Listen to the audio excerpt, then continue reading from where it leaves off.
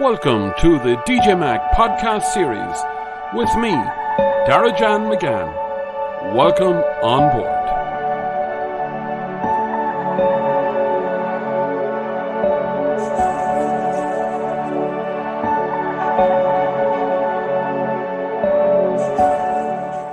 And you're very welcome to this episode of the DJ Mac podcast series with me, Darajan McGann, the title of which is Fixing Our Health Service. And before I begin, I just want to state for the record that what I'm discussing today, I'm doing so without prejudice and without blame for anybody in particular within our health service. I'm very well aware that during the last 18 months of the pandemic, our frontline healthcare workers, indeed all frontline workers, have been worked to the pin of their collar, and they've been doing their very best in the most extreme of circumstances. Now that that's out of the way, I want to begin by quoting something that is in the media at the moment, and that is Sláintecare.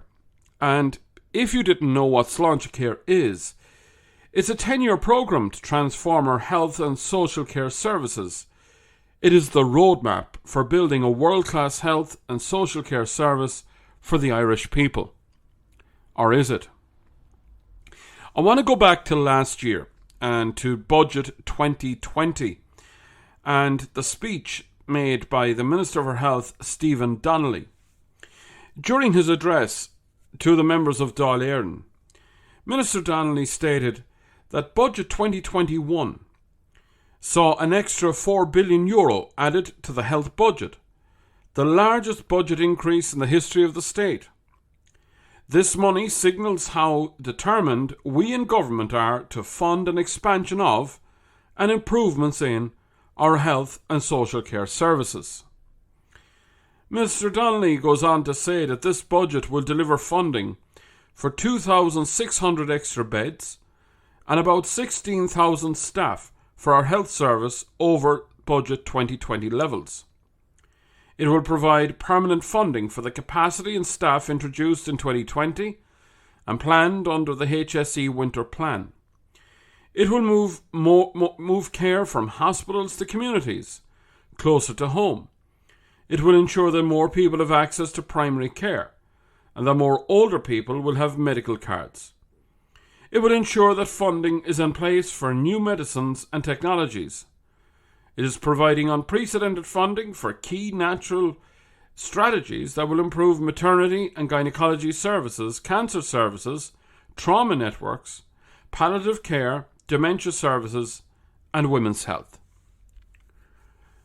Well, if you've been sort of surprised by that, let's have a look at what's going on in the health service today.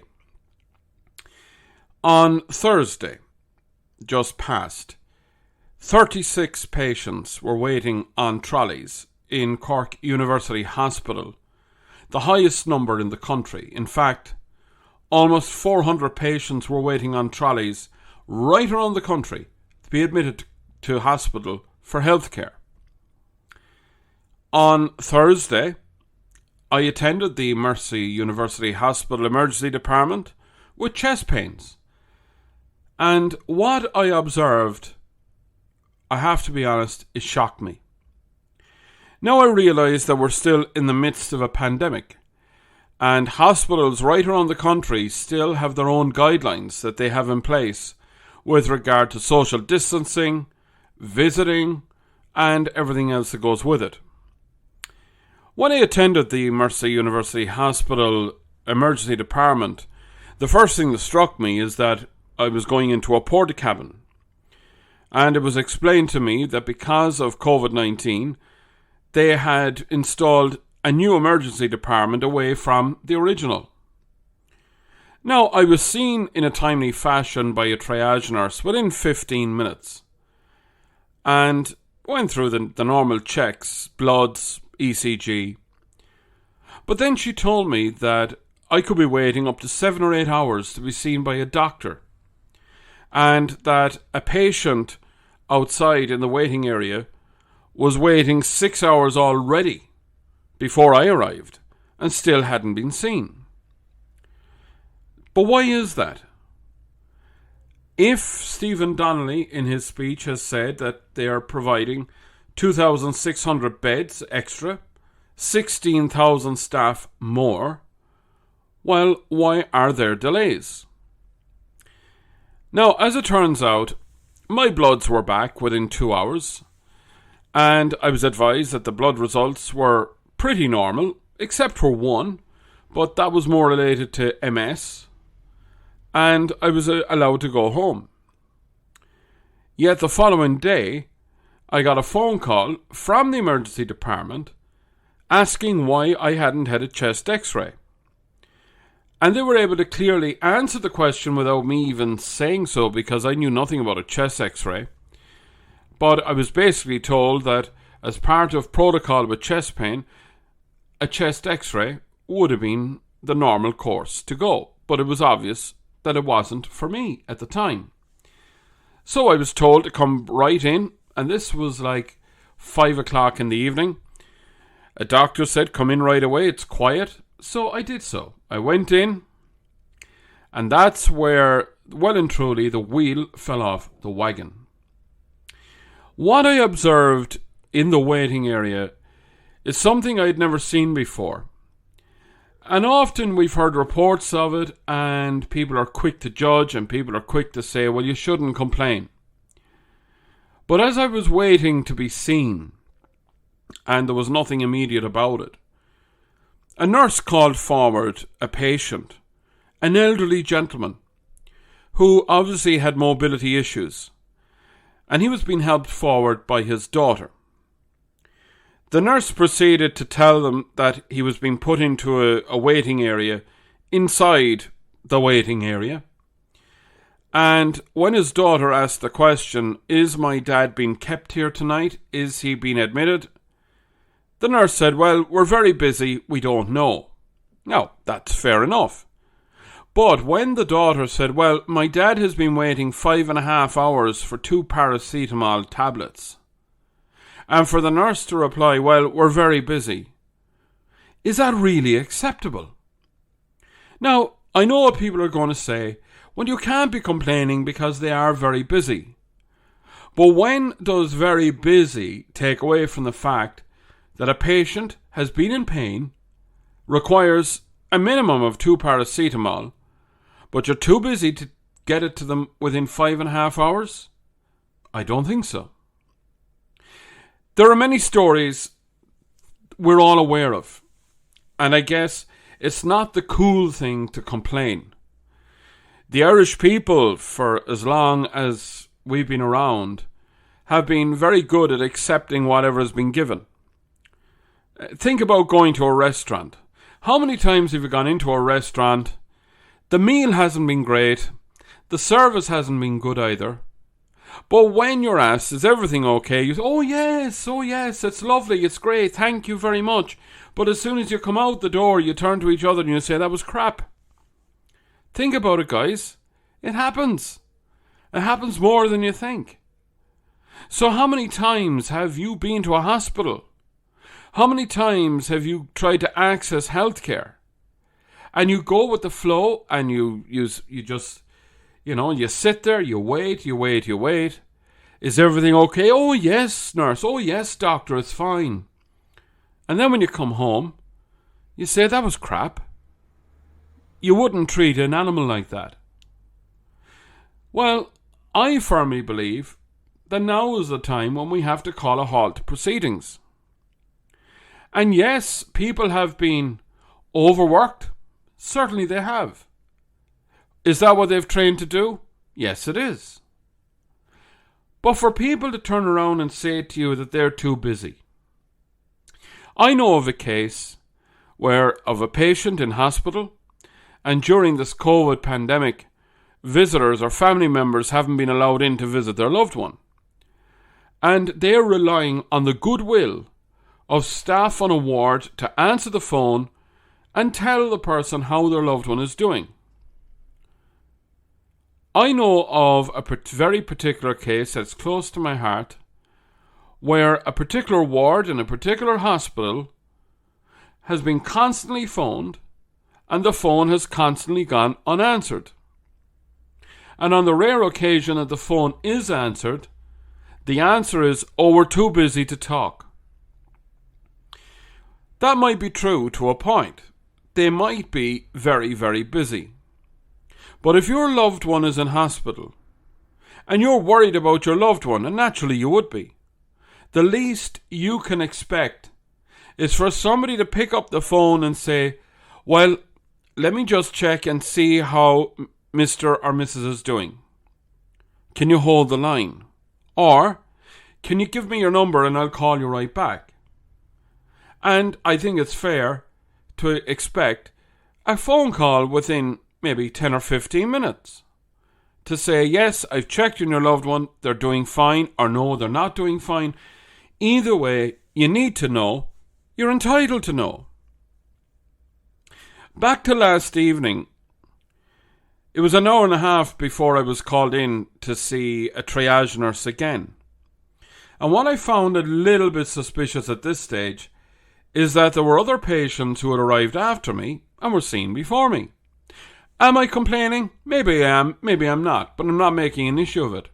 What I will make an issue of is that a doctor from the hospital phoned me to come in right away for a chest x-ray, yet the triage nurse was able to tell me I could be waiting up to 6 or 7 hours before I'd be seen by a doctor, and it may be another 3 or 4 hours before I'd be called for the chest x-ray.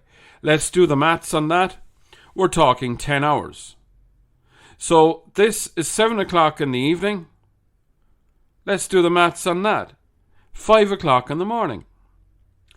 Now, I would never seek special privilege, but I will state for the record, I am my mother's primary carer who hasn't been well. So my priority must be to her. And I know what you're thinking, your priority must be to you and maintaining your own physical health, and that's true. But I left that hospital last night for one particular reason and one reason only. The emergency department was set out with social distancing in mind for a maximum of 12 people. And they were sectioned off in little cubicles with perspex divide to keep everybody safe. When I came out of the nurse's triage room, I counted 17 people sitting around, huddled together, no social distancing, and I just thought, no, this is not right. This is unsafe. And I'm not trying here that I'm protecting me. I'm not. I'm protecting my mum at home. Because even fully vaccinated, with underlying health conditions, all she needs is a blast of COVID, and that could be the end of days. Nobody wants that. My questions are, the government have increased funding last year by 4 billion. Earlier this year it was announced an additional 1.5 billion was being pumped into the health system. Where has the money gone? Where are the 2,600 beds that were promised? Where are the 16,000 staff that we were told would be hired, which would be over what had been promised the previous year? We all remember last year when Simon Harris made that call for people to throw on the green jersey and come back and work in our health services. The HSE received an unprecedented number of offers from people right around the world looking to come back and work in the health service. How many of them were hired? How many of them were retained? I think it would shock us all to know that those numbers were very, very few. I'm also conscious of older people, and indeed people with disabilities. And I want to refer back to the budget speech of last year, when it was announced that older people and those living in residential care, that it has been a particularly difficult time. The very significant additional funding in the budget, including 5 million additional home care hours over National Service Plan of 2020 levels, recognises those difficulties and is aimed at keeping older people healthy and happy in their community for as long as possible. Again, I put to you, is that actually true? I would argue, no, it is not. Trying to access home care packages right now, I would say it would be easier to find a needle in a haystack.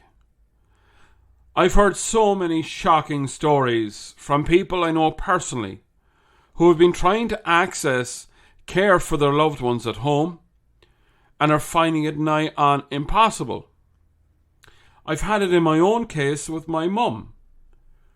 After spending 3 weeks in hospital and the consultant stating how important it would be for the district nurse to come in once every 2 weeks to make sure that infections hadn't returned, the bureaucracy around getting the district nurse has never been worse. There was a time when you rang the local clinic and the nurse was out. Now you have to seek a referral from a GP with legitimate reason for the nurse to actually call. I'm not blaming the nurse for this, but I am blaming those in authority for more red tape. They talk about home care packages. Well, I know of many families with elderly relatives who have been hospitalized trying to get them to come home, only to discover that you could be waiting up to 3 months for an occupational therapist to come out to view the home and see is it suitable. Then when the occupational therapist does come and does highlight issues, then they inform you no longer do the HSE pay for anything, you got to pay for it yourself. So my question is, if government are able to announce extra funding for home care packages, well, where are the home care packages? Where's the money? Where's the help? Where's the support? Anytime we listen to our media, we hear about burnout in the health service. And I have absolutely no doubt that this is the case for a great many people. But I argue that if you are the patient, the last thing you're thinking about is burnout.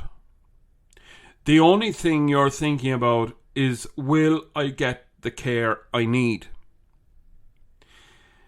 Now, what really gets under my craw is when I hear various government ministers of different departments telling us they've done a report on this, a report on that, an audit on this, and an audit on that. Well, where are the audits done for the health service? Where are the billions that are spent every year? Where's the money going? Where is the accountability? How can a doctor tell a patient they'll be seen right away and then to discover that's not the case at all? The health system is well and truly broken. I would argue, and I reference Professor John Crown, oncologist at St. Vincent's Hospital in Dublin, speaking recently on radio, when he referred to Sláintecare as being another version of the NHS in the UK, which is very clearly broken. And he references the Canadian model, which is paid for through social insurance. If we allow the government to introduce Sláintecare and providing free healthcare to all, which is great, and I will not argue against it, who is going to pay for it? How is it going to be funded? Look, we have waiting lists as long as today and tomorrow for the simplest of procedures and for the most complicated and life-threatening of procedures. How do we reduce waiting lists? Why do we insist on building new hospitals in the centre of our cities, where access is a problem, where parking is a problem? Why are we hell-bent on ignoring greenfield sites out of our cities, out of our urban areas, where people can get to in a timely fashion?